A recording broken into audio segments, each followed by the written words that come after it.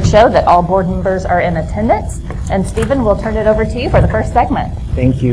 Good evening, ladies and gentlemen. Tonight we are joined by two very special students from Williams Elementary, Kaylin and Carson Bruton. Would you both come forward, please? So in addition to both being students with the same last name from Williams Elementary, they also happen to be twins. Whoa!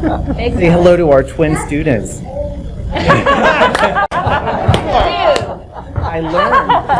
That's what an older brother says. I learned that one is actually 1 minute older, so that counts, absolutely.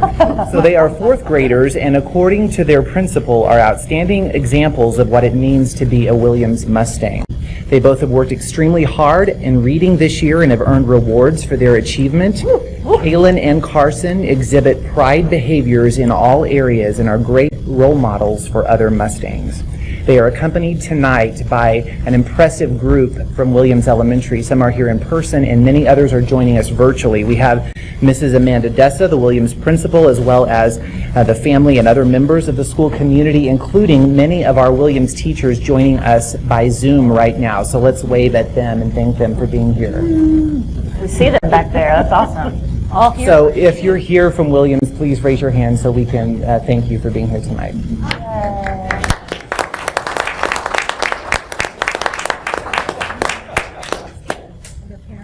Yes, their parents are here as well. Thank you so much. Yes. So Kaylin and Carson, we are ready when you're ready to lead the Pledge of Allegiance. So you may begin when you're ready. Flag is right here. I pledge allegiance to the flag of the United States of America and to the republic for which it stands, one nation, under God, indivisible, with liberty and justice for all. Yeah, great job, guys.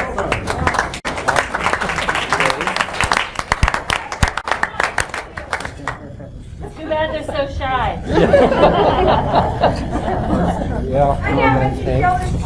Wait a second. Wait to show it off. Take a picture over here. Can you guys join me over here? Okay. I can't wait to show this off on Zoom. All right.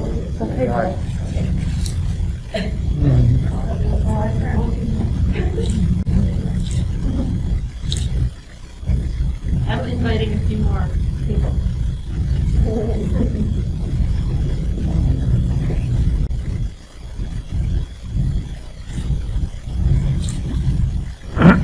Thank you all very much. Well done. Well done. Nice job, boys. Hi, guys. That was fun.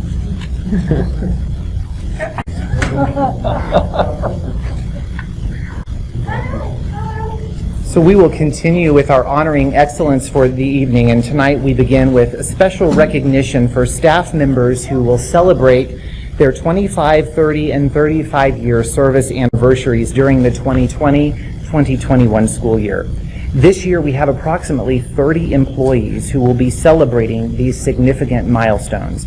Between now and December, we will be inviting these special employees to join us so that we may recognize their dedication to SPS and to our students. With us this evening are two employees who are commemorating 25 years of service with SPS. As I call your name, please come forward so that our board president may present you with a commemorative lanyard and a certificate to mark this important service anniversary. Joining us tonight, we have Leanne Neal, coordinator in health services, and Tanya Raper, director of special education services. Please join us in thanking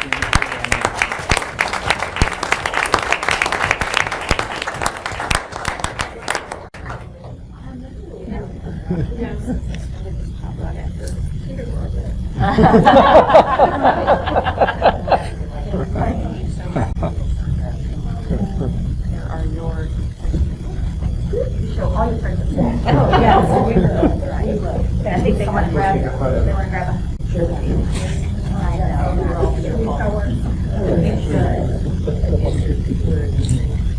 and we're still smiling. Thank you. Congratulations, ladies. Congratulations.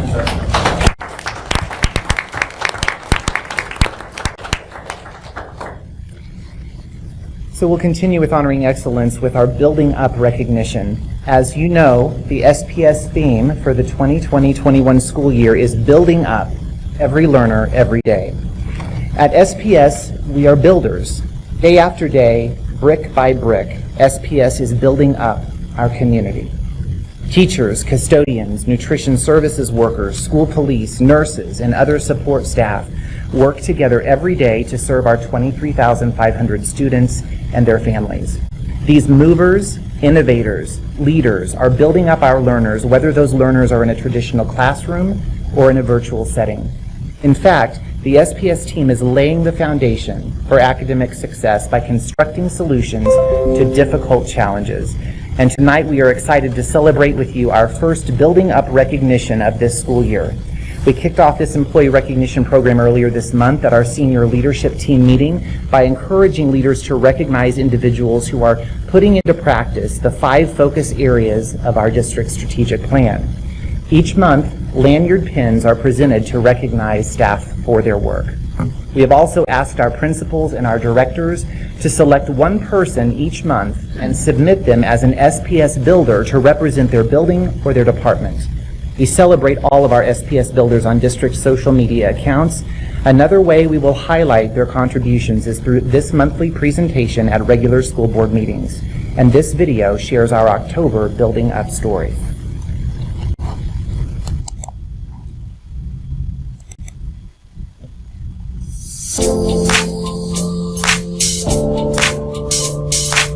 Hi, I'm Danelle Hoff. I'm the School Community Liaison at Williams Elementary. Community Liaisons work with staff, students, and families and encourage relationships with community members as well. So I like to think of my job description as like the ABCs. So I focus on attendance, behavior, and community. She is going above and beyond her role as a school community liaison because she is finding ways to connect even outside of our building. Connection is more important now than ever, so she's able to make phone calls but also doing house visits. And with that, she's also connecting with teachers. Sometimes teachers aren't able to do all the connecting with their families, and so having someone who's right there alongside them to do that has been really impactful. I think one thing that's really changed things is how we are providing some incentives. We can't reward or punish for attendance this year because of COVID, and so we found different ways to encourage those students to come to school and participate. Danelle is a great cheerleader. She will push me a little harder than I would push myself to be better. She brings her party cart around for teachers and students. It depends on what the event is, and everybody loves that. She is being a positive role model for our families and also being our support system. Oftentimes there are outside influences and factors that are stopping kids from coming to school, and she is our one person that we go to make sure that she's connecting with our families to do that, because we want learning and coming to Williams to be a positive experience.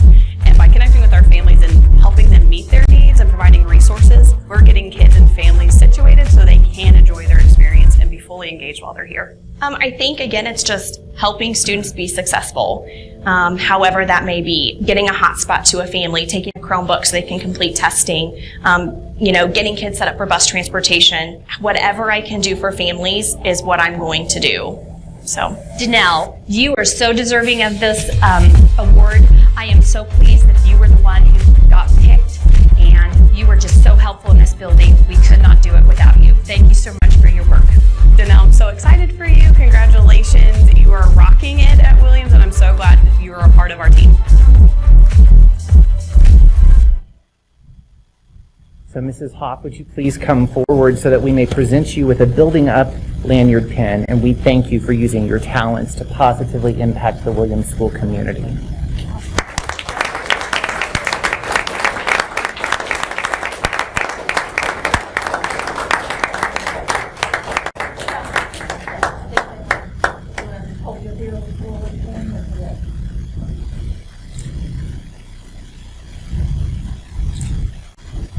You're very impressive. Thank you. Thank you very much. Mrs. Hoff is just one example of many Building Up stories that are being shared throughout our district, so we ask that you monitor the hashtag SPS Builds on social media to see many who are being recognized each month. And that concludes our Honoring Excellence segment for this evening. Thank you. Thank you, Stephen. Always fun to start our meetings celebrating our, That was great. our students and Thank our you all staff. for being here. Yes, thank you.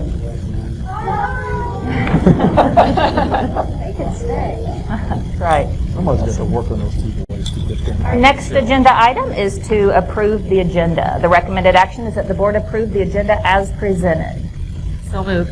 Jill? Sharita with a second. Any discussion? Hearing none, we are ready to vote.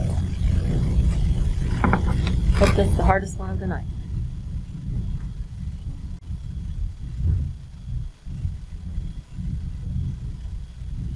Motion passes. Next agenda item is public comments to address agenda items, and Kathy states there's no participants for that segment, so we will continue to move forward.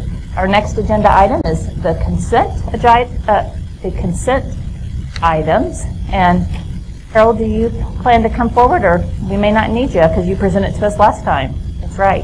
So the recommended action is that the board approve consent agenda items 3.01 through 5.01. So moved. Charles? Second. Jerry? Any discussion? Hearing none, we are ready to vote.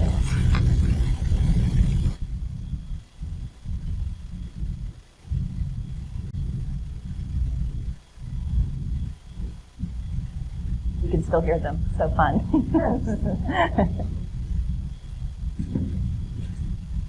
Motion passes. Our next agenda item is the treasurer's report, and that brings Carol, our deputy superintendent, up to the podium. Good evening. Good evening. So glad to see everyone this evening.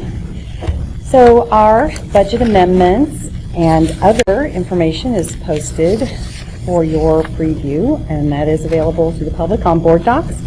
We are showing a very slight change in our projected fund balance percentage for June 30, changing from last month at 16.59 to 16.61%, and that change is relative to the budget amendment that's presented for your consideration. You will see that there's an increase of revenue of $830,802 and an increase in expenditures of $357,946. Most of that is for the CARES Fund Emergency Worker for Child Care Grant. So those expenditures happened last fiscal year, and the revenue will be forthcoming this year.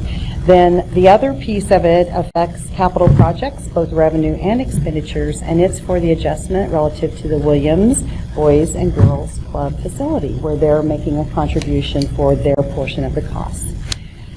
The other reports that are posted for your review are our standard reports that include the investment information, bond financials, and other reports that are a requirement of the state of Missouri. And if you have any questions, I would be happy to answer those for you. Great, thanks, Carol. Any questions for Carol at this point? Okay, I'll go ahead and read the recommended action is that the board approves the treasurer's report as presented. So moved. Bill? Charles with a second. Any discussion? Hearing none, we are ready to vote.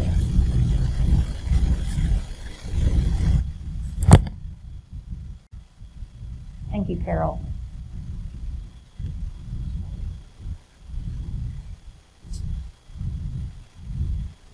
Motion passes. Our next agenda item is information reports, and we have no information reports tonight. That moves us to board policy 8.01. And Dr. Zuman, do you want to brief us on that? Glad to. We have one policy for consideration, GBBDAE, I believe. This is, as you remember, deals with leave, and this is a temporary policy that's in place through December 30th. We had passed it a few months back and added some additional leave options, including quarantine leave. Quarantine leave is a leave that would be forced a staff member out of work due to an event that happened at school primarily. So we had put 10 days in that and said we'd come back if we believe that we're getting to a point where we may need additional flexibility. You guys talked about that once before and didn't move on that, but we're coming back at this point and saying that I believe it's prudent. We have 37 staff members who have taken advantage of this leave.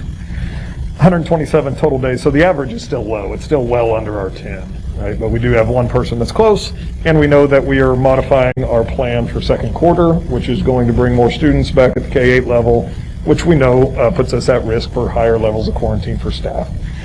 So based on that, while we don't have the immediate need for it, this puts it in place for the next 60 days through December so that we have it if we see an increase in quarantines.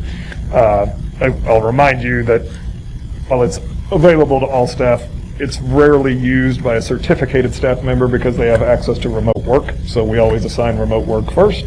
But if that staff member doesn't have remote work eligibility, that's when primarily they would be accessing quarantine leave. So based on that, we recommend that and it changes it from 10 days to 10 days per event. So that allows them multiple opportunities in this window through December 30th. We would bring it back for review for second semester after we know what the next 60 days of activity looks like. Does that per event need to stay? Does it need to be modified? But we'll have 2 months worth of additional data with more students in the building to recommend how that might modify for second semester. So, based on that, we recommend the board considering modifying the policy. Okay, before I read the recommended action, are there any clarifying questions for Dr. Jungmann at this point? Denise? Yes, and I understand this is a greater need for operations side, because we have folks on our operations side that have been working every day since March, and they go to every building all the time, and so their chance of having a quarantine event, I think, are greater than, they can't work remote. Correct. Okay. They have limited access to remote work, for sure. Right, and so, but my question is, one, just, and I think this is more for public information. So how are our employees identified that are eligible for the quarantine leave? And then my second one is, because I don't think this is something most folks know, but having known someone that's been in the quarantine, that has taken advantage of or required to be quarantined, then what is the employee responsibility during the quarantine? Right, so primarily it's tied to a COVID case, so either a student or a staff case that would have happened in a building or at a SPS activity. If that forces a staff member, if they've followed all board policies and procedures and not put themselves in a place where they shouldn't have been, right, then they would be eligible for quarantine leave if they do not have a remote work assignment. So then their responsibility is to follow the quarantine order, right? Because just like anybody that is put on quarantine, they need to follow the health department's order for that quarantine. And then as soon as they're free from that, they return back to their regular work assignment. That order is, which is to stay at home. Stay, right, yeah. I mean, it's not free time off, right? This is a protection of the employee's compensation while they are forced off due to an event that would have happened at school, and they're expected to follow the quarantine order. So. Hey, thank you. Good question. Anybody else with a question before we move forward? Question, but a comment. I think while I hope very much we do not have to take advantage of it, it is absolutely the right thing to do. Thank you. I'm just going to express my concern. I understand the need. I don't like the unlimited number of days. We made it 2 weeks, 3 weeks. I could live with that. But just open-ended, I still have a concern with not being good policy to do that. And I know it's short-term, but it's going to come up again. And so I got to express the concern I got with that. Thank you, Jerry. I guess I don't even understand that concern. If you're going to work and you're around somebody that has COVID, and we as the district have identified you, then your only option is to take off without pay, or I don't even understand why that would be a concern. I don't. I mean, if you've been identified by us and forced to be there, then I think the 10 days per event would say we've got a number of people who, based on, we're depending on them to be there to deliver education to students, and we wouldn't support them. I don't understand how that we wouldn't do this. I don't understand. Okay, I'm going to go ahead and read the recommended action, and then if we need any more discussion, we can move forward with that in our procedure. The recommended action is that the board adopt all policies as presented. So moved. Charles? Rita? Any discussion before we vote? Any additional discussion, I guess I should say. Okay, seeing and hearing none, we are ready to vote.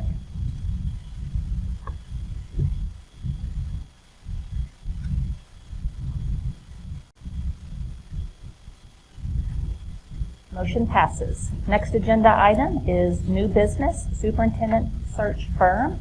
And as you all know, we were here last night, sitting in the same format with the opportunity to hear from two different search firm groups.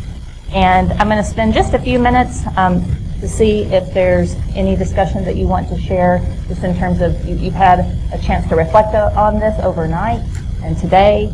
What were some of your takeaways or insights that you would like to share with the group? And then we will move forward with our recommended action.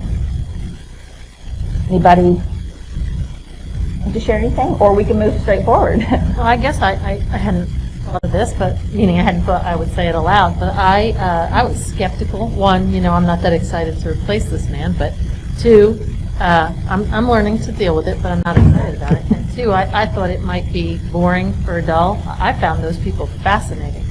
The time and heart that it was clear they had for the work that they have done as superintendents, and now the work they're doing, and how important it seemed to them to find the right fit for different areas throughout the country. I was impressed. Thank you. Thanks, Jill. I found their processes basically the same.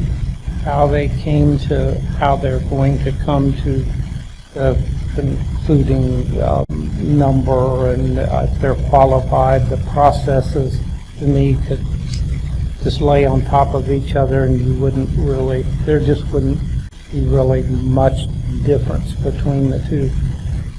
So to me, the difference was the size of the firm, and again, this was just strange that one was the former owner of the firm's now started his own, and they're competing, and it just was an eerie kind of feeling there. But they're nationally known. They're at NSBA, have been ever since I've been to NSBA, and I guess longer if it's 40 years. So I really don't think our decision can be a wrong one. It's just a feeling thing. I think both are very qualified firms to do this job. I think they're both very well qualified, and I'm happy we had two that are, I don't think we can make a mistake. Right. Somebody else? Charles? I too thought those were very impressive. It's clear we won't be settling in either case. There was kind of an interesting sort of blended family dynamic.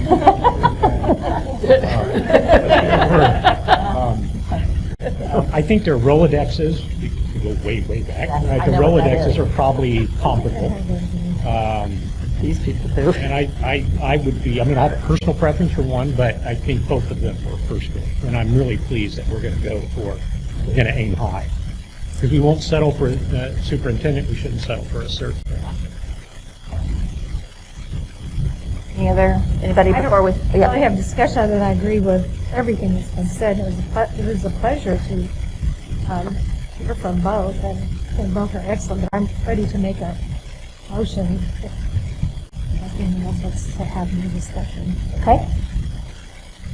We can have discussion once we make the motion too. So I agree with Bruce. We can't go wrong with either one of them. I think they're both very good. I think having four people here, their whole team was, to me, something that maybe kicked it over the edge, over the fence to the other side, maybe. Not because they're not both comparable. capable. But I don't know, that just, to me, that was impressive to do that. And so, Denise, I'm ready to, I'll get your name straight here in just a second. Senior moment. It's okay to be with me. Senior moment. Voting. Okay. Whoever wants to make a recommendation. Denise, you, So I would like to make a motion that the board select GR Recruiting as a search firm for 2021 superintendent search and authorize anyone at board president to negotiate, sign the contract. Is that team 1 or team 2? that was the first presenter. Because I don't need to be required to memorize their names, too, do I? That was the first presenter Non-Jersey one. with the four, that's right, with the four, four people. I'm voting none. So I'm going to read the recommendation, and then you can make the Okay. so I'll read it. That the board select, it's okay, that the board select GR Recruiting as the search firm for the 2020-2021 superintendent search and authorize Alina Leonard, board president, to negotiate and sign the contract. Denise would like to make that motion. Would somebody like to second it? Second. Jerry, okay. Now, is there any discussion before we? I was going to say, I'm going to have to update this. So do you want to take a roll call vote to make sure it passes? And then I can update it, and then I can... Did something just fail? Is that what you're saying? No, it's just that the motion's not in there. You've got to insert the name. Wait until tonight for the motion to be correct. So once I know that passes, then I can update. So this recommended action is staying the same, though? Yes, okay. Except for instead of the blank, it would have whichever firm. Correct. So I just made a motion that we Right, select. so Denise is making the first, Jerry is making the second. Now we are open for discussion before we call the roll. Or vote. Can I make a comment about the firms? Absolutely. So I thought both presentations were comparable. I think their ability to recruit and attract qualified applicants is equal. I think that their expertise is equal. I think that their experience is equal. I think, however, that the size of the company, I actually think a little bit differently than Jerry. I think that the team approach seemed a little more chaotic than the individual approach. And so that would push me more in the other direction. Okay, thank you, Sharita. Any other comments? I will share unless there's any more, just my thinking. I agree with what we all agree that both organizations put together a great presentation and would certainly both do good work for our district. I think the thing that I've teetered between is I just felt like GR recruiting group, I just felt their intensity for using their relationships, their networks for helping get out, recruit for us, and I also felt like they were really interested in helping us find a good fit, that they were eager to work with us. I did enjoy seeing the team and knowing that those would be the exact people that would be leading our stakeholder group. Gloria was fantastic. She was very impressive. Not that the other guys weren't, but so that was just, and again, it was just a feel. That was just my personal feeling about it. I think both of them would do a good job. Any other comments and discussion before we vote? Okay, seeing none, I will call the roll. So I've already stated the recommended action, and we'll start with Jerry. Aye. Jill. Aye. Denise. Aye. Bruce. Aye. Charles. Rita. Nay. Chair votes aye, motion passes. And Kathy, you'll update that for us? Okay, thank you. Our next agenda item is under unfinished business, the sale of the bonds. And I believe that brings Carol up. Yes. To guide us through that. So I would like to go ahead and invite Dr. Brent Blevins to join me as I take us down memory lane. So you are routinely provided with bond construction updates by Dr. Shaw, and we have been able to celebrate together the wonderful groundbreakings and ribbon cuttings, and so you are very in tune with that portion of the April 2019 bond issue. This work brings us to the final sale from that bond issue. So from the voter-approved $168 million issue, April 2019, we had sold $148 million of that. We had $20 million remaining to sell. Our partners in the work, Dr. Blevins and also his partner, Mr. Joe Kinder, with Stiefel, Nicholas and Company, work to keep their eyes on what's the other opportunity that may be available to us. And so in September, we brought to you a request that you would approve them moving forward with refinancing our 2011 bonds, as well as going ahead and selling the $20 million that remains on the April 2019 bond issue. Because the interest rates are great, and it's a good time to do this, and so that work has progressed, and so this evening he will be providing you with the final update on that information. We did post the information in board docs, just in time delivery for you, and we also have in the audience with us our representation from Gilmore and Bell. So I'd like to turn it over to Dr. Blevins now. Good evening. Welcome, Dr. Blevins. Thank you. Good to be here. I appreciate the introduction, Carol. I think the Springfield School Board must have known in 2018 when they were thinking about this bond issue that the rates were going to be as low as they were because you couldn't time it. We predicted nothing. I'm sure that's what it was. Nothing. Yeah. We predicted nothing. Strategic planning. Very, very, very well said. Luck. We'll take that too, right? Whatever it is, we'll take it. So, like Carol mentioned, this is kind of a three-part plan with the first issuance of the $148 million. As we projected, we were going to come back sometime this fall and do the remaining $20 million of the authorization. With that, you have a current refunding of your Series 2011. So we are constantly looking at your existing debt. We're no longer allowed to do advance refundings as we were prior to the 2017 election that came out of Washington. But actually, that's back in the conversations on the new, some new legislation that we think will come out as a bipartisan bill with some of the recovery out of Washington that could give the district some additional options moving forward. But right now, we don't have that option. We only have the option for current callable debt. So your Series 2011 is currently callable March 1 of 2021. So you have the ability to refund that 90 days prior to the call date. So that obviously is a close date of December 1. And if you remember last month when I was here discussing this, we're trying to take advantage of these low interest rates. We are in an election year.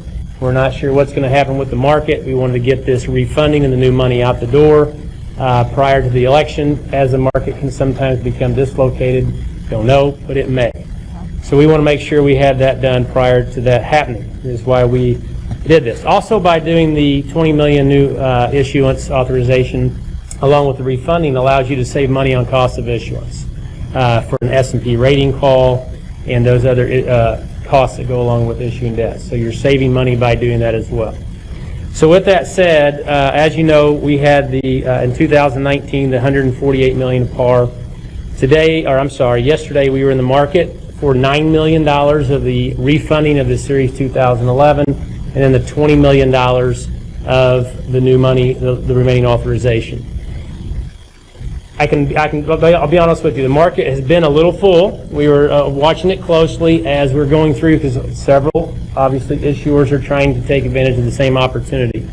But I think this speaks volumes to the administration, the Board of Education, the community of Springfield, that when bonds are out on the open market to be bought, investors like Springfield School District bonds. They like your name. They like what you guys stand for, the processes, the procedures. We do an S&P rating call in which they go into a very deep dive of the school district to look at the economy. They take a deep dive of the district to look at their fund balances, their processes and procedures, and you have received another AA. And you receive that AA, obviously your administration went through a pretty gruesome rating call with S&P in which they did a fine job as always. But that AA, there are very, very few districts in the state of Missouri that have that. In an economy that is potentially uncertain, S&P is being very, very cautious and taking a stronger approach than what they typically would, and we've seen some districts across the state get downgraded, but the district came back with a very strong AA with some very nice comments from S&P. So that's a congratulatory to the entire school district and community in general. So we'll talk briefly about the refunding to start with. Your 2011 refunding, like I mentioned, was $9 million. We start looking at these refundings when they're current at about 2, 3, 4%. It starts looking really good, and we recommend these to districts. You saved $2.9 million today, yesterday in the market, which is 29%. You received a tick on that at interest cost of a 168. So this just does nothing but put you in a better position in your debt service fund moving forward in your capital project plan and your facility planning by giving you additional space there. So we had a very, very good day. Dr. Medlin and I were talking about when a few years ago when we were younger, we would get excited about refunding, setting the superintendent's seat at about 5 or 6%, and now we're looking at these at a 168. Now, that is not extended debt. That is strictly interest cost savings. That is net of all costs, and the maturity does not change on that. So it was a great day for the refunding. The new monies portion, the $20 million that you have outstanding, or I'm sorry, not outstanding, but that you had authorization, was also an absolute outstanding day. We got a tick on a 20-year deal of a 214. So 214 tick, true interest cost, interest rate on the $20 million. So, you know, when we look at this, we really have three things. Number one is the interest cost for the district. Number two is to access favorable market conditions, like I mentioned, for potential voluntary market moving forward. And number three is the flexibility for the district's long-range capital plan. We never look at now. We want to look at your future, and that's why it's been such a great partnership to sit down with the board and the administration and really look at your facility needs out long, and that drives the decisions that we make on your debt service fund. So it was a great day. We got your $20 million authorized that will be in your construction fund on closing date. We saved about $2.9 million on your refunding of your Series 2011, and you're in absolute great shape right now with your debt service fund moving forward for your facilities planning. So with that said, I'd be happy to answer any questions at this time. Any questions for Dr. Blevins at this point? When you say 2.9 million, I don't have any questions. I just nod and smile. Can you see my smile? I can. I am too. Sorry. I see it too. Good. Thank you. Absolutely. Yeah, my pleasure. Seeing no other questions, thank you for the thorough update. Thank you for you and your organization for many years, always looking out for the best interests of our district and helping us be good stewards of our dollars. So thank you for your expertise. You're welcome. I appreciate that. Okay. At this time, I can read the recommended action unless Carol has any other input. You can knock yourself out and read it. I believe you can hear me from We can hear you. The recommended action is that the board approve a resolution authorizing and directing the issuance, sale, and delivery of general obligation refunding and improvement bonds, Series 2020, of the School District of Springfield R12, Springfield, Missouri, prescribing the form and details of said bonds, providing for the levy and collection of an annual tax for the purpose of paying the principal of and interest on said bonds as they become due, and authorizing certain other documents and actions in connection therewith. Would somebody like to make that motion? I'll make that motion. Denise? Rita with the second. Any other discussion? Seeing none, we're ready to vote.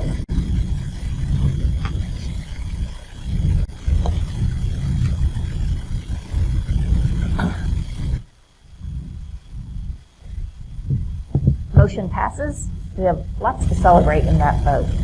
Some votes are more fun than others. Yes. Thank you, Dr. Blevins, for being here. Thank you, Hayden, for your help with the documents as well.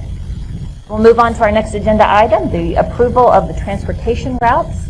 That was presented to us last time for our review, so I can move forward with the recommended action unless there's any comments or questions at this point. The recommended action is that the Board of Education approve the bus routes as developed by the Transportation Department. Charles, thank you. Rita, thank you. Any discussion?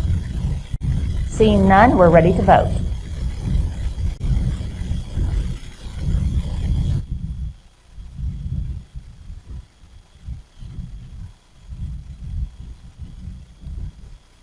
Motion passes. Next agenda item is our 2021, can't believe that, legislative platform for discussion. Dr. Jumpman? Again, this is not an action item. I kind of outlined last meeting that this is a 2-month process. Sorry, Bruce. Great around here.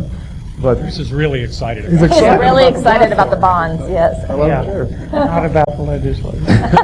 Not about the platform. A 2-month process. This will wrap up in likely late November as we close that meeting, but will be on the agenda tonight and in November. I haven't received anything yet, but this is the time for feedback. We can do that in the public meeting. You can be emailing me those things so that I can draft up any changes that the board wants for consideration. You have last year's platform that was adopted last November in front of you. So if you have anything tonight that you want to provide feedback on, or again, emails open or feedback through the board officers for our upcoming meetings, we can take it any of those ways. So, Any comments or input right now? But you had said that the proposal by Representative Fischel was we never really got to that. We never finalized any language to modify. The board came to the conclusion that they did not support that bill and wanted to add that policy or that language, but that's when COVID happened, and then we never finalized any language, so because the session shut down at that point. So if we want something that engages on that issue, that would be an add for this year. That's my understanding at the League of Women Voters that he said he's going to refile that bill. So I would assume we would want a stance on that. I won't make any other comments, but it just seems like everything going on, that would be the major thing. Doesn't make sense to me, but if we don't have something in our platform, that goes to everybody, so I think that's important.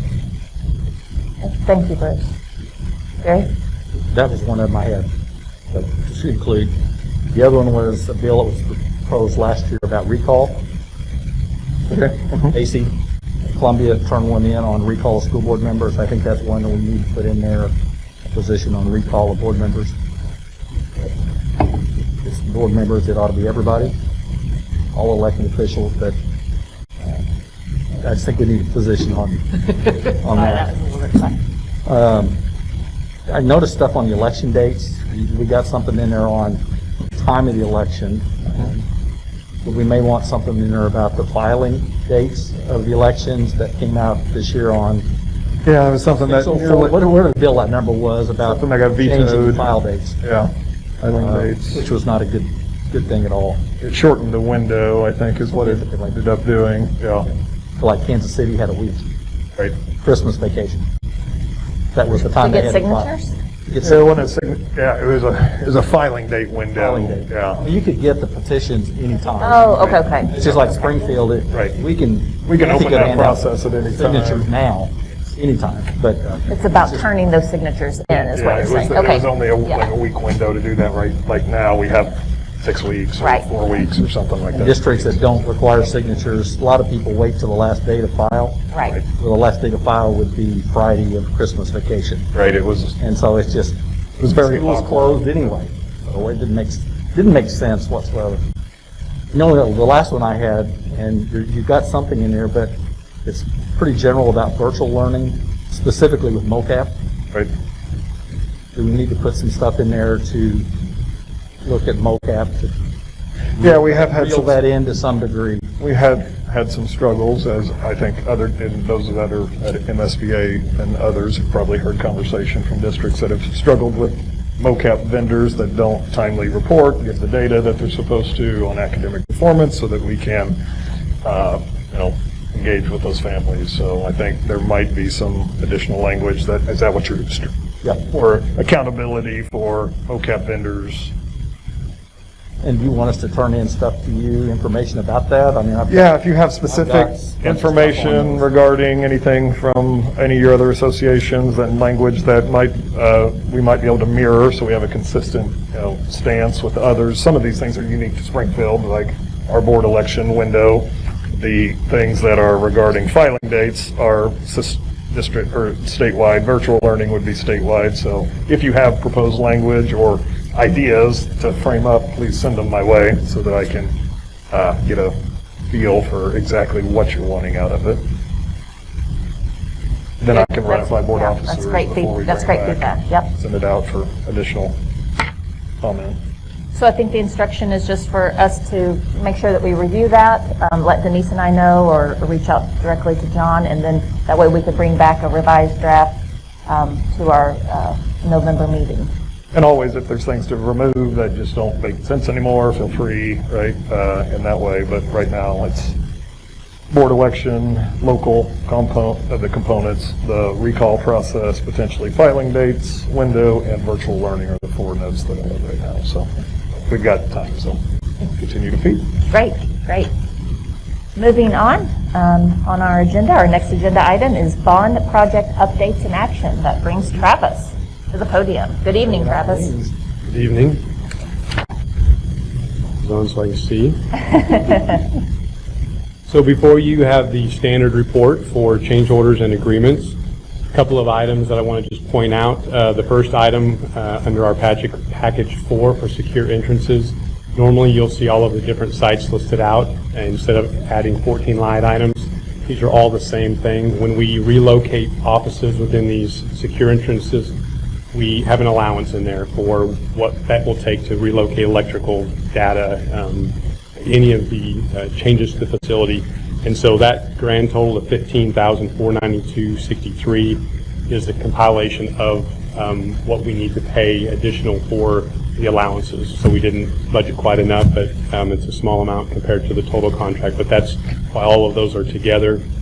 You'll also see that about half of this total is the asbestos removal at York, so we're already getting contract in place so that we can begin to plan for that project this summer. So that's about half of the total. So you'll see the total is $75,753.77. Also, one thing to note, the reason you don't see a project contingency availability for York is because we haven't approved that guaranteed maximum price that we will later this spring. And so once that's done, then we can establish what that contingency is. But all of the other projects still have dollars available. Great, thank you. Any questions for Travis before I read the recommended action? Okay, the recommended action is that the board approve the change orders and agreements as presented. So moved. Bill? Second. Sharita, thank you. Any discussion? Seeing none, we are ready to vote.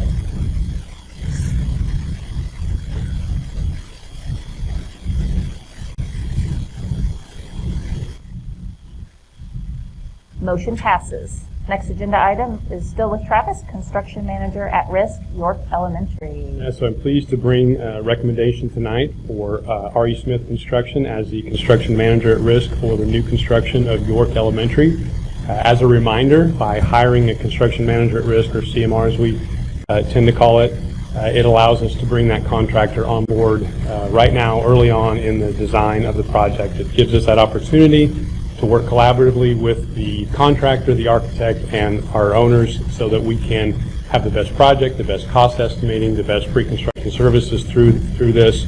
And it really gives us an opportunity to have the best fit for that contractor from a qualification standpoint as well as fees. And so you can see in front of you the services that they provide through pre-construction, through construction administration, as well as the warranties. And so when they submit their fees, they submit 3 fees to us that are estimates at this point simply because we don't know what the overall construction cost will come in at, and their general conditions are based off of a 14-month construction period. But you have a pre-construction fee of $25,000, you have general conditions estimated at 14 months of $375,000, and you have construction management at risk fee of 1.9% of total construction, which is estimated at $296,593.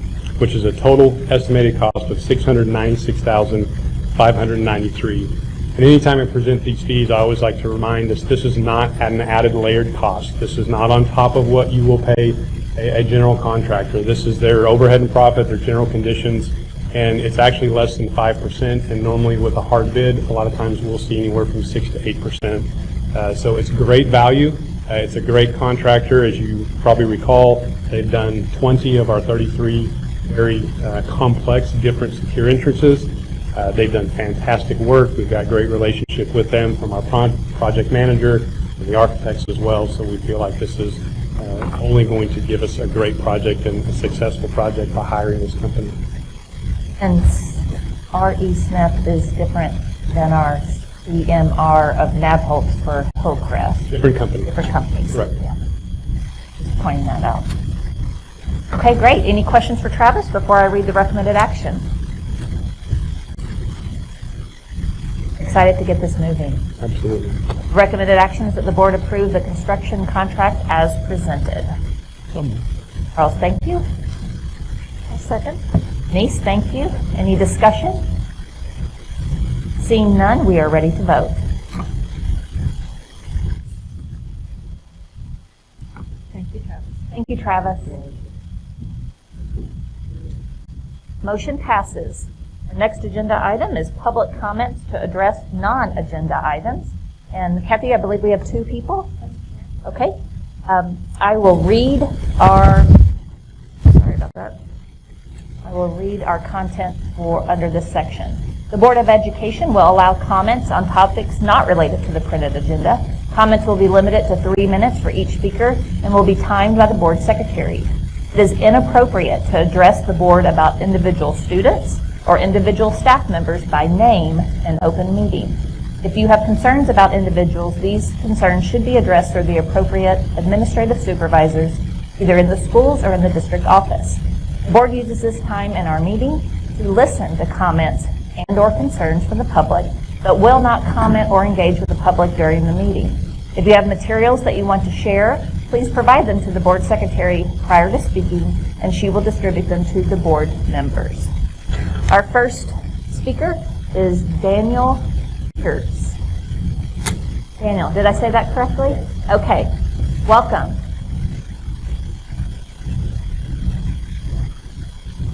And your time will be up on the screen as you get started. My name is Daniel Pierce. I'm a high school student at Hillcrest High School. Unfortunately, I wasn't able to be here at the last board meeting when you guys discussed the second quarter plan. I'm very disappointed that high school students and what I feel is being discriminated against by not allowing them to go to a 4-day school week. Based off the numbers that were presented, I understand that high school students did have twice as many COVID positive tests as elementary schools. But when it comes down to quarantine, if you subtract out the kids that had to quarantine due to athletics, they had less quarantine than elementary school students. And if you look at staff members, the staff members ratio had to quarantine more at an elementary and middle school level than at the high school level. I have a son who's a student athlete.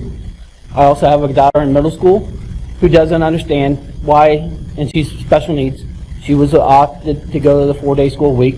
Unfortunately, when her brother doesn't go, she doesn't understand why she has to go and he doesn't.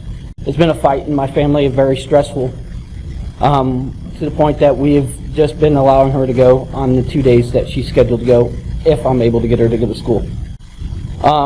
After talking to 2 athletic directors, one being for my son's high school and one being the athletic director for the district, to hear that winter athletics are still going forward is even more disappointing to me, to see that all of the information I could find based off of the decision not to go after being referred to Greene County Health Department and talking to a gentleman over there was based off to the rate of positive, not the rate of positive, but students getting contracting it more at the high school level. But we're allowing high school athletics to go forward. To me, that's a double standard. And I understand it's due to us being part of MISHA. If MISHA won't let us out, we should back out rather than to allow our students to go 4 days versus not being able to go only 2 days. I think our academics should be our priority rather than our athletics. Thank you, Daniel.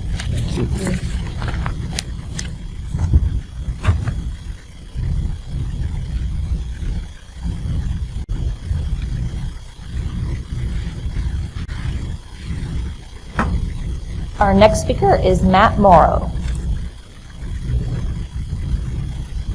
Well, hello. Welcome, Matt. Thanks. Thank you very much. I also wanted to speak to the issue of the school going back into 4 days a week, and I think that's really bigger than that, even as just to thank you all for the work that you've done. And I know a little bit about each of you and what has led to each of your positions and each of your willingness to serve in these capacities, and I know that above all else it's a concern for the best interest of kids. And I also know that you probably have something else in common, which is that you came into 2020 and whatever you expected 2020 to look like, it wasn't this. And so I think the thing that I would just say, my name is Matt Morrow, I serve as president of the Springfield Area Chamber of Commerce. I also am a dad to 2 students who are in Springfield Public Schools. My daughter's a junior in high school and my son is an 8th grader, so they're split also. I have one going back 4 days and one that's staying on 2 for now. I know that you likely have heard from a number of people who feel like the policy that you adopted didn't go far enough, and others that feel like it maybe went too far. I know that you have difficult decisions to make, and I know that the superintendent, administration, and teachers and staff have worked closely to try to come up with a good solution.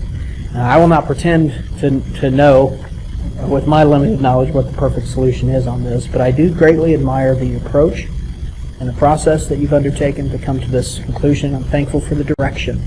I think that it's moving in the right direction, and the pace is something that we just have to feel our way through, and I'm grateful for the way that you have wrestled with that. Also want to just tell you that not only just as a dad, but also with the people who I get a chance to work with on a regular basis, 1,500 businesses that are members of the Chamber of Commerce, and a bunch that are not members of the Chamber of Commerce. I call them pre-members. We've had a chance to hear from a lot of them during this period of time, and of all of the complexities that they're dealing with and facing, the complexities of managing a workforce, many of whom have students in schools, is just really complicated. And so I appreciate the care that you've taken in this approach. I will tell you the truth that at the beginning of the school year, going back 2 days a week, I didn't have the magic bullet then either, but I didn't really know whether that was a great idea or not. And the truth is, it's managed the pandemic situation well in our schools. And I think the same approach that led to that is what's led to this next step. And I want you to know that I'm supportive of it. I know I've heard a lot of feedback from businesses in the community who are thankful for the approach that's being taken and for the direction that it's going. And at the same time, just to let you know that while none of us knows exactly what the right step is, each step of the way, we want you to know that the community is united in where we're going and where we need to go together. So you probably don't hear thank you often enough. I wanted a chance to just come here and say thank you. Thank you, Matt. It's nice. Do it.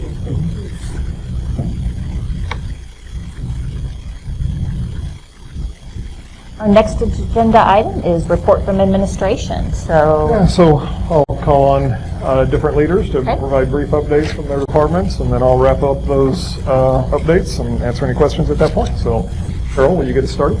Certainly. So we have exciting news. The United States Department of Agriculture has extended the free meals for kids.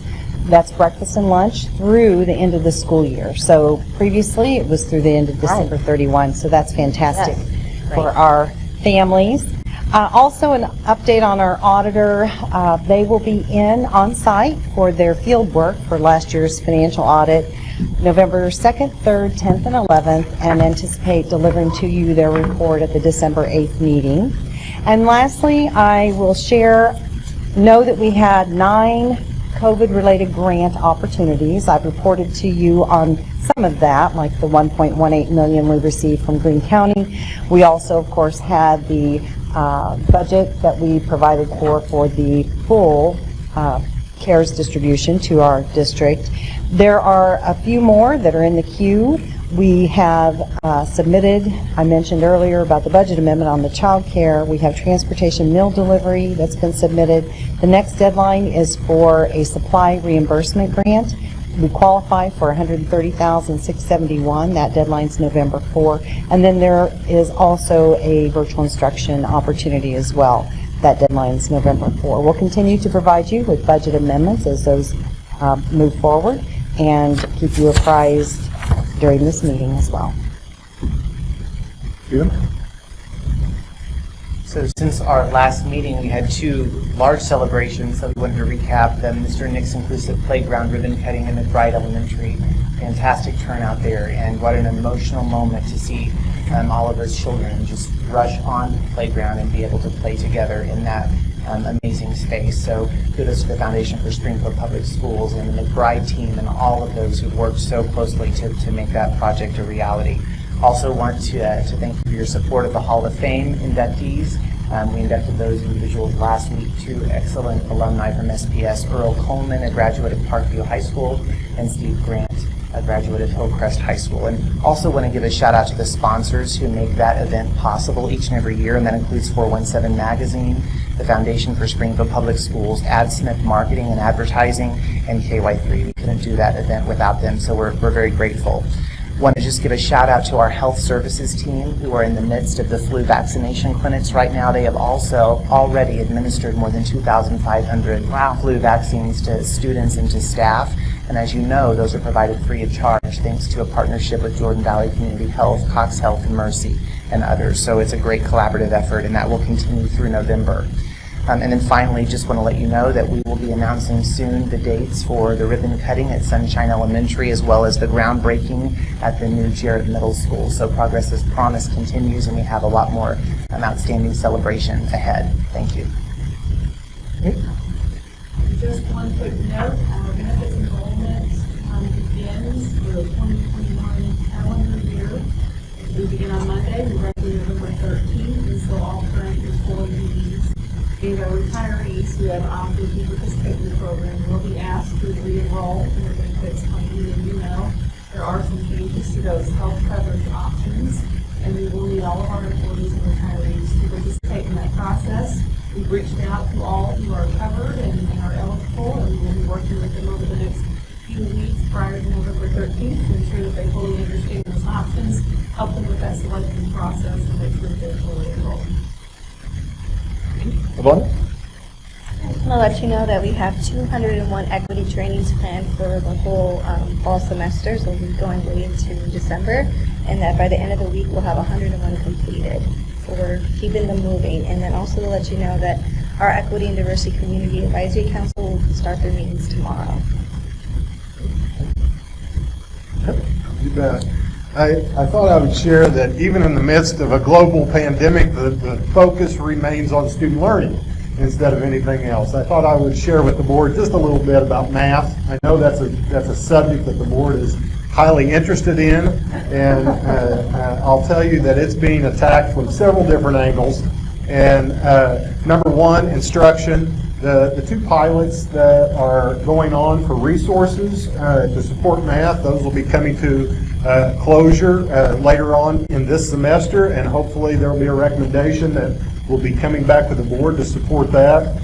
There's also been a refocus on state standards to know exactly what we are teaching, and we're teaching the right thing to the students at the right time, the right pace, and at the right depth of knowledge. So that's really important. Number two, assessment. How are we going to determine if the kids have learned it? There's also a pilot going on right now, and it's going well as far as formative assessment. So how can we determine if the kids have understood, the students have understood the message, the learning material that has been presented to them? So that pilot is going very well, and actually we have teachers that are asking to be part of it, which is a great sign for a pilot. So we hope to to be getting some good resolution from that pilot also. The last thing, so you have student teaching, instruction, curriculum, the pilots there, formative assessments to see what they've learned, and then what do students don't learn. And I'll tell you, the intervention strategies that are going on now in the buildings are impressive. They're intentional to see the data that's related to determine exactly what they know and what they have missed, and then how to loop back and bring those kids along. So it is a loop and an attack from several different angles on math right now, with many things that are coming.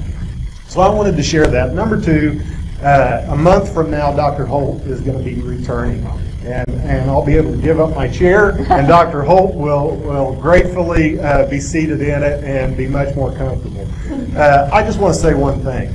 The leadership and the work ethic that I have seen in the past year and a half is nothing less than remarkable.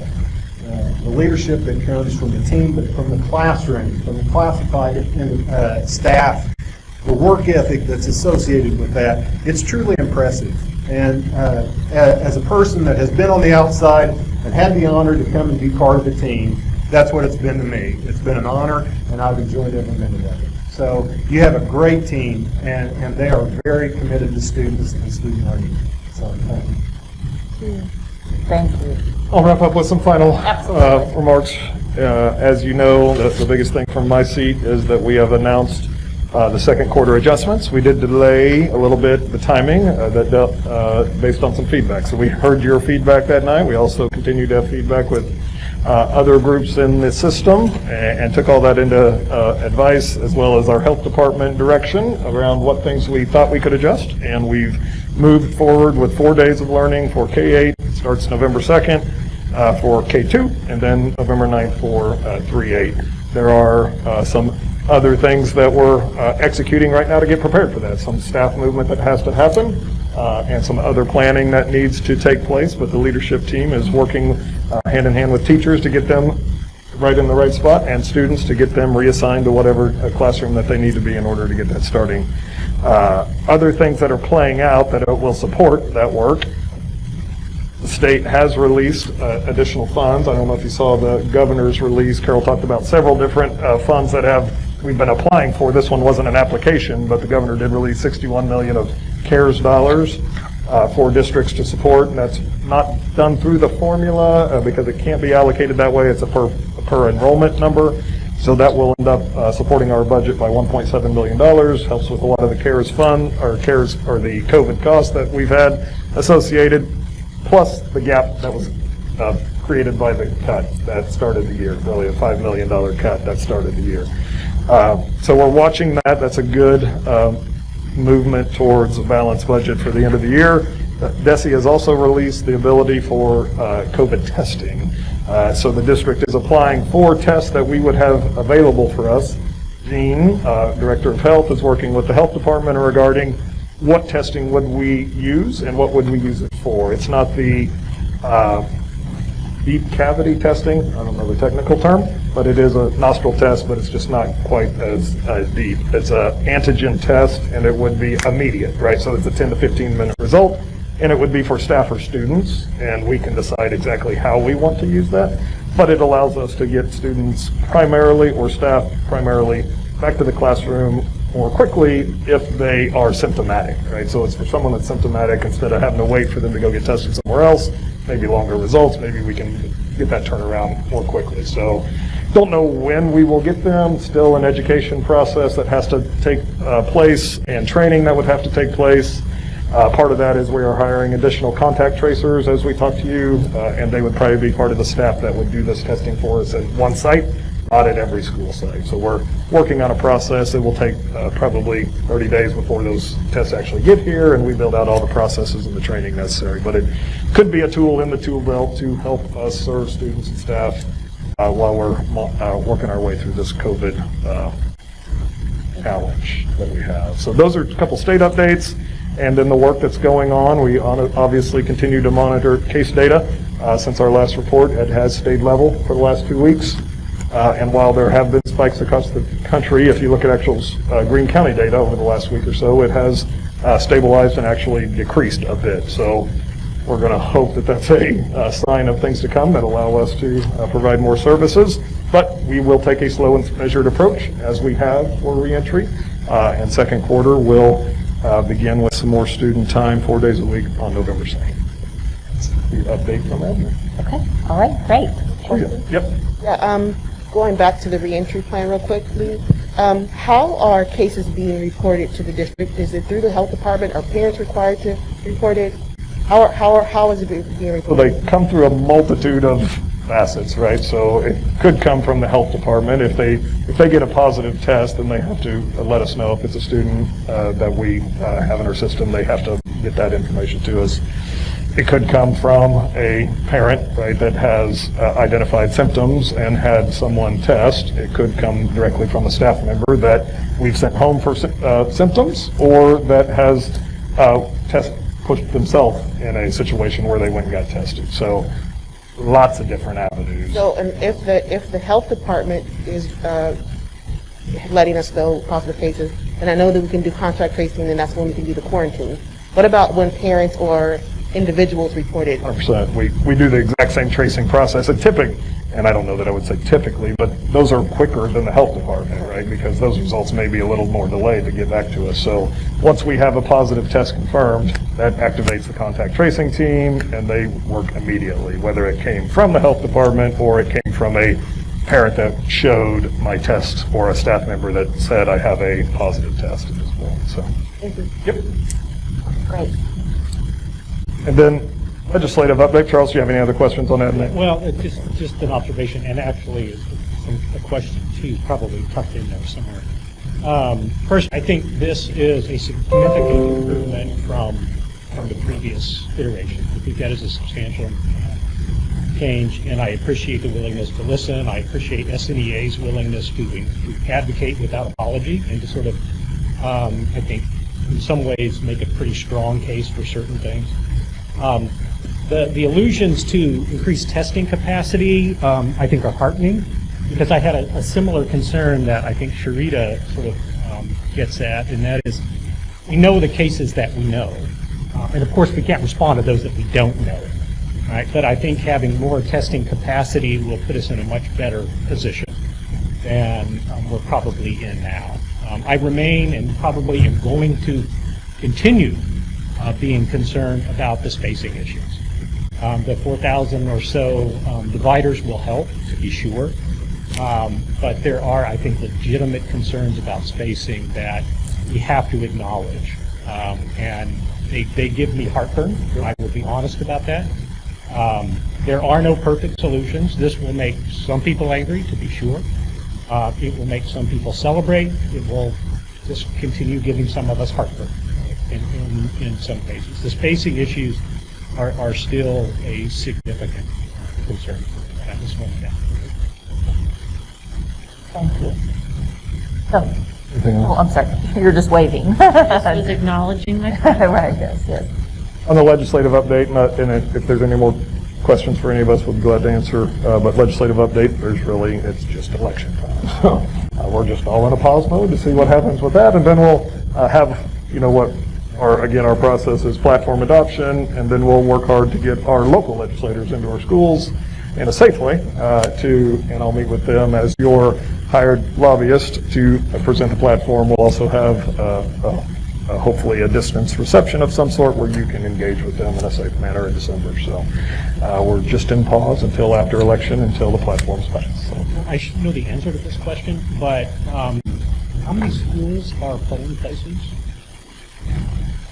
And do we have additional protocols in place because it's 2020? Yeah, so we do. So let me follow up with the number. I've got a number in my head, but I don't want to say it because it could be wrong. So it would be good plus or minus 2, but I'm not going to say it. So I'll follow up, but it's somewhere between 10 and 15, I think, is the total number of polling places that we have currently. And schools out. One of the things that we have done strategically over the last 3 to 4 years is make that a professional learning day in order, just because the density of visitors that we have on a general election date is pretty extreme, right? And we have more polling sites than I think most school districts would. So So students will not be there at that time. It is a professional learning day, but we also assign our school police to be support staff members at each one of those polling locations. So we have enough to allocate to each one of those sites to provide another level of security. Yep. 11. There you go. I said between 10 and 15. It's a pretty good number. -2. Plus or minus 2. Standard deviation. That's right. That's right. That's right. Okay. I think that concludes our report from administration, so thank you all for giving us an update. Our next agenda item is board comments. Any board comments to share before I read some of our upcoming meeting dates? Lena, I'm just going to Yes. the Hall of Fame mention. Well, the reception was nice. The Hall of Fame mention was significantly smaller number of people, but they took the measures to social distance. But, however, the comments by both speakers were amazing. Earl Coleman, that's part view, was so, I think it was very heartening. It was very amazing as he talked about what a tremendous impact that his teachers in Springfield Public Schools many, many years ago had on the impact and the influence and the positive influence that they had on him throughout his lifetime in Springfield, even so much as assisting him with the music lessons along the way. So it was a very good time to hear about the positive aspect that the schools have had, Springfield Public Schools have had on the lives of children who are now very successful with it. Yeah. And thanks to the communications department that worked with Foundation and 417 to pull off a successful event. So I know even your team worked very hard on that too. So. Okay. And don't see any other comments? So I have to read eyes. I'm reading the room, reading the eyes. So as Dr. Jungman mentioned, November 3rd, all students are out that day, Professional Learning Day, as well as Friday, October 23rd, Professional Learning Day, and all students are out. You all know November 3rd is Election Day. And then, as we have discussed before, this meeting, we will have a combined meeting, November 17th. So if Kathy will probably update our calendar invite, but we'll have the combined meeting on the 17th and only one meeting necessary in November. Any other dates that we need to be aware of? That's all that's on my sheet. Okay. We, at this time, if there's any plus deltas, Denise and I read those at every board officer meeting, so if you have any comments on tonight's meeting, please be sure to pass those to Kathy before you leave. We do have a need to go into executive session, and I will read that recommended action. The recommended action is that the board meets in executive session to discuss legal and real estate matters as provided in sections 610.021, number 1 and number 2 of the revised state of Missouri statute. So moved. Jill, thank you. Rita, thank you. Any discussion? Seeing none, we are ready to vote.